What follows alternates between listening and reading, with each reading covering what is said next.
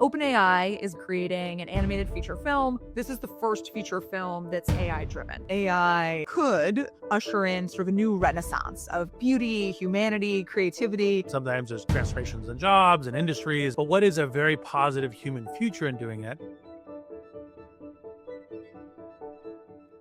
Hey, Reed, it is great to be here. So I wanted to start with something actually near and dear to my heart because I am an avid Apple AirPods user. I have the AirPods Pro 2 and I have not yet tried the AirPods Pro 3. And so just last week, they announced the Pro 3, which was like a next gen earbud and it does live translation, all powered by Apple Intelligence. Some people might say that's an oxymoron. Apple hasn't exactly been leading the charge with their AI integration into their products. But so this is going to translate instantly between 5 languages: English, French, German, Portuguese, and Spanish. And then they have plans to expand to Italian, Japanese, Korean, and simplified Chinese before the end of the year. So my question for you is, this rollout of sort of pretty incredible, groundbreaking AI into products that we're using every day, is this the gold standard for how AI should be launched to consumers? Well, it's certainly not the gold standard because it might be a gold standard in terms of bringing in AI in the natural way that you're going through your life. Now, to pun a little bit on your earlier thing about, so-called Apple Intelligence is, we hope this translator isn't Siri, because if it's Siri, it'll be, kind of really bad. You could almost see it potentially being a little bit like when you're watching those really bad dub films where someone's lips move for like 10 seconds and then it says yes. And you're like, okay, like clearly there's some mismatch between these, and let's hope that's not what it's ending up as.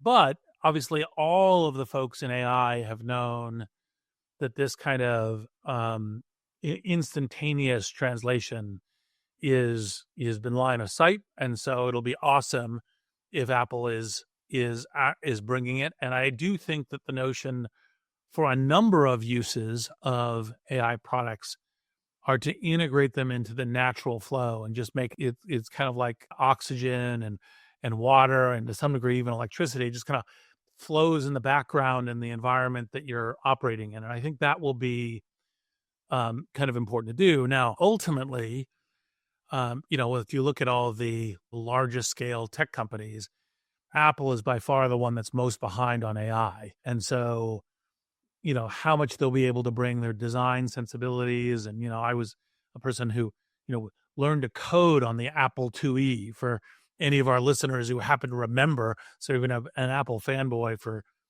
quite some time. But the ability to actually have, AI be Apple intelligence is still, we haven't seen any of it yet. Yep. So this would be an awesome, kind of first step. And so if this is successful, as cutting edge as they say, like, where do you think the biggest impacts for this live translation are going to be sort of across society? There'll be one part, which is this notion of information and communication, right? Because actually, in fact, I think most people don't realize how much we live in different bubbles. Now, part of the reason why a lot of people don't realize that is because most of the bubbles are oriented on English, right? So like, for example, the tech sophisticated people in China and Japan and France and Germany and Poland and Italy all like understand that they have to do, English in some way.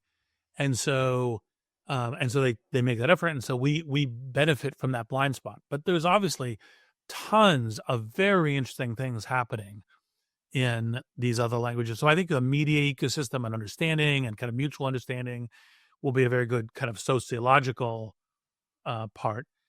But I think that in terms of businesses, I think there's a kind of a help in making all business operate that will be very good. Obviously, travel business will be important. Obviously, global businesses with supply chains and so forth will be important. Obviously, media businesses. You already see this a little bit in the echoes of streaming, like entertainment, I think will get, kind of strongly impacted or strongly amplified. I don't mean impacted in a negative way.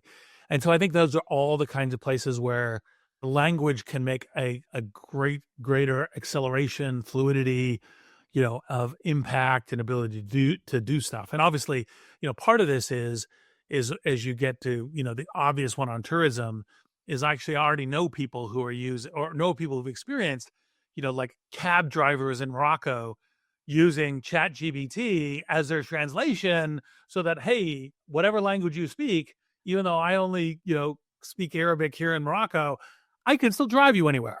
Right, absolutely. And I think you're totally right in terms of the blind spot when we speak English and sort of the business community speaks English, but just because you speak English doesn't mean that's the way you want your content. I was talking actually to a friend of yours who's from Nigeria, and he was saying that he wants to start a media business on the continent where if he's publishing something for South Africa, if it's in Afrikaans, the people in South Africa who are Afrikaner are just going to take that differently. They're going to read the magazine article differently. They're going to hear the podcast differently, and so there are those sort of language nuances that are critically important.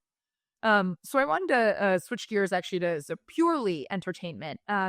OpenAI is bringing their AI tools to Hollywood. They have announced that they are creating an animated feature film called Critters. It's going to premiere next year at Cannes in 2026.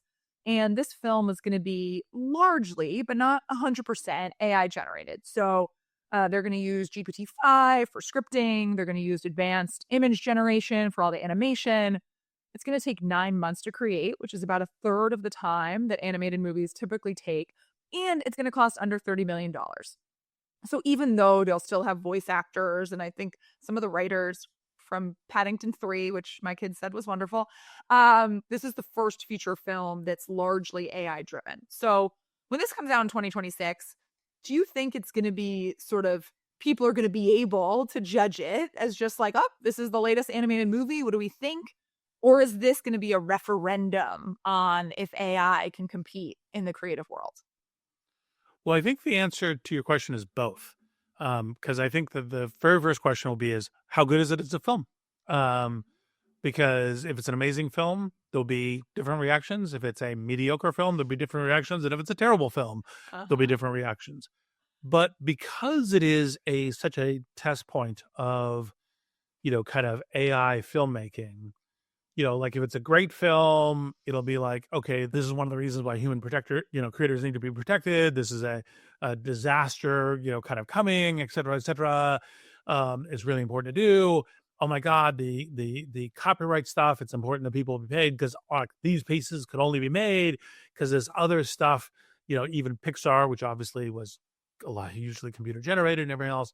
Now, if it's bad, it'll be and this is why AI slop, and this is the danger of AI slop coming in, and so people will kind of occupy their political position, whether it's good or bad, and use it as a referendum, whether it's good or bad.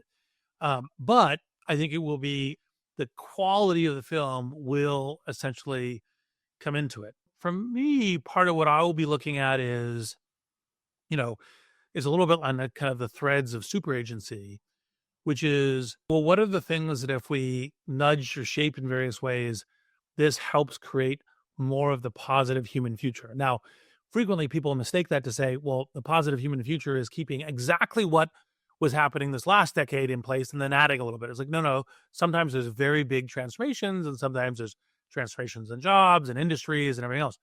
But what is a very positive human future in doing it?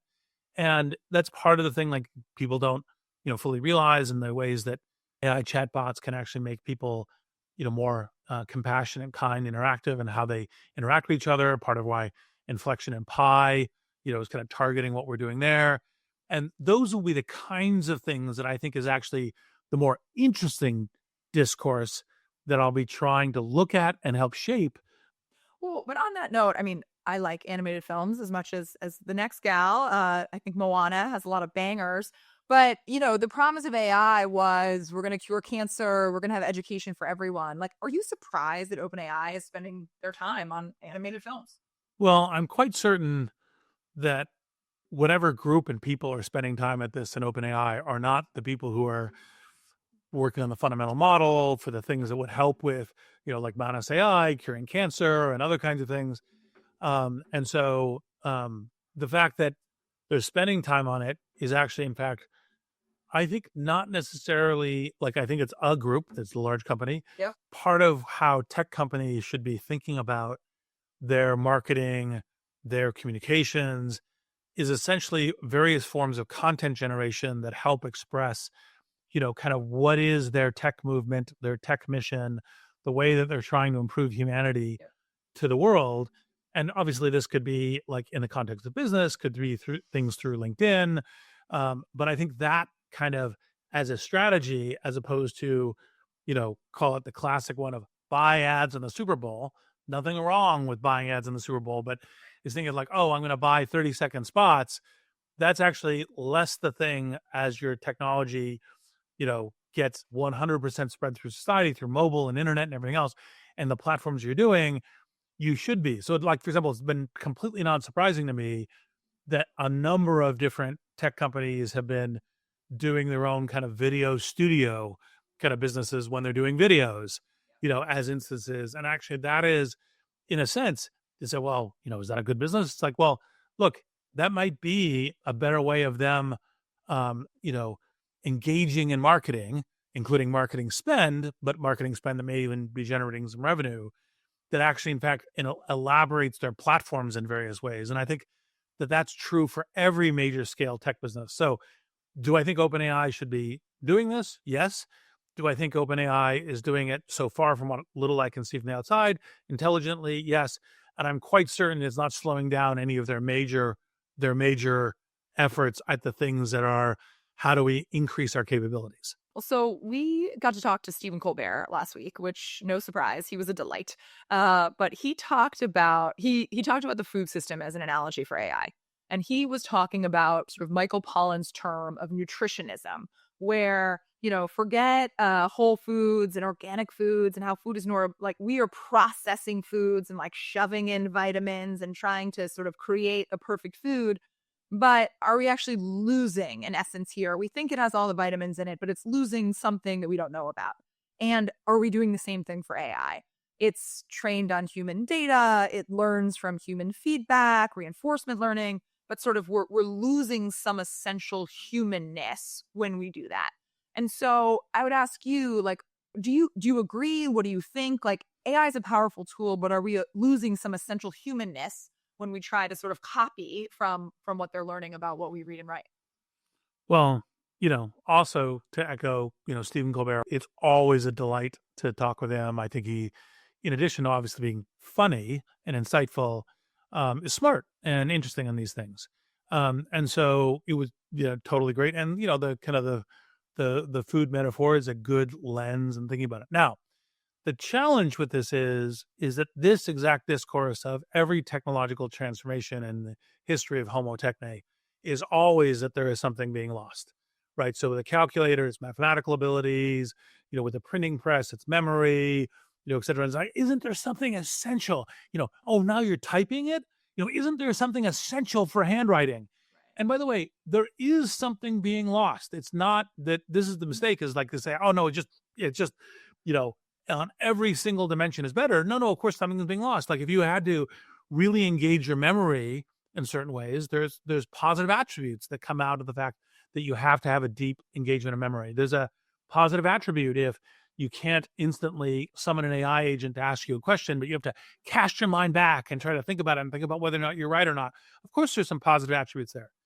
The question is on balance. And so if you use the food analogy, you go, hey, look, uh, is on balance this new diet, better than the old diet? And you have to look at kind of the attributes of it. And so, for example, I think there's so many things that are just so clearly massively better with AI. Like, for example, a medical assistant that's in your pocket that you can answer questions. Like, literally, we were having dinner with a friend of ours, last night, and it's like, I don't really use AI. And I was like, look, what's a question that you would go spend a bunch of time doing, search research on? And the answer was cholesterol and statins. And so I did a deep research prompt and sent it over to her, as a way of doing it. And those are so clearly like just massive, massive improvements that you go, okay, are we also going to get a little bit of fast food? Are we also going to get a little bit of, kind of cardboard hamburgers, in doing this? Sure, right? But the overall thing is so much better. And again, part of it gets down to it's like I think the question about paying attention to what might be being lost is their importance in how do we help nudge and steer what's being built, whether it's being built by the tech companies, whether it's being discussed in the press, whether it's government policy, whether it's market demands. And I do think that, a little bit like what we're doing with inflection and pi is you want to actually, in fact, like the very natural instinct of a lot of these chatbot companies is to try to say, no, no, spend all your time, with your phone talking to only the chatbot and stop talking to human beings. That would be a massive negative amplification of loneliness epidemic and other things. I think there's a lot of reasons for us to be, you know, needing to engage and confront with other, human beings in friendship and in learning and all the rest. And so I think that nudging to keep engaging with human beings, which AI could, by the way, be super positive on, right, in terms of how it operates, that kind of thing is like, oh, those are those micronutrients of another human being. Those are important to maintain and keep, but and to amplify. And AI can actually even help with the amplification of that. And that's how we should be nudging towards it. Well, so on a related note, we talked to Stephen a lot about sort of humanity and creative flourishing. And about 2 years ago, you gave a speech at the Bologna Business School, and it was about how AI could usher in sort of a new renaissance of beauty, humanity, creativity. So it's been about 2 years. Where do you think you've seen sort of that new renaissance emerge over the last 2 years with AI? Well, I do think, like, for example, in this read refs, we seem to be talking a lot about inflection, or at least I seem to be bringing it up a lot. But, I do think that the leadership that inflection has shown in saying, hey, have discussions around with empathy and kindness has been echoed into a bunch of the different chatbots. I think the notion of, hey, you ask, Pi, you're my best friend, and it says, no, no, I'm a companion, is helping. Let's talk about your friends, and kind of encouraging that. I think is also, kind of echoed into some of them, even as others, try to be the, hey, we're your replacement friends. And I think those are important, and those are part of it. And part of it was also to try to have the discourse about how are we humanists? What is the future of humanism? There's a very often made comparison between Silicon Valley and the Italian Renaissance. There's a bunch of places where that's deep and interesting. It actually, by the way, the deep and interesting aligns to trade routes that funded the Renaissance, and there's the internet as a trade route that funds, Silicon Valley. There's a bunch of engagement with science and technology as an outcome of it. There's a bunch of good things, but one of the things, obviously, that Silicon Valley tends to lack is art, and is kind of culture and that kind of humanism. And it was partially to say, hey, this is an important thing, and as much as we can to add it back in. That's obviously, one of many reasons why, I was, a prominent funder of Co-Founders, the musical, in terms of doing this, could try to bring that in, in terms of discourse and experience. And I think that's the thing that we're still, kind of, as it were, doing the clarion call for, and I think it's still important to do. And I don't think we've seen too much of that in the last couple of years, but this can be over time. Now, one of the places where I think that the kind of notion of, how do we think about what is the place of, kind of human beings in the world and in the grander cosmos? Because, like, one of the more subtle things about the Renaissance was a shift from the Middle Ages, where everything was this great ladder to God, to saying, hey, let's study human physiology, let's study the human place. It's part of what enabled the thinking of, actually, in fact, we are on a planet that orbits a sun, that there's a lot of other suns that are all going in different directions, versus we're in the actual center of the universe, and everything else orbits around us.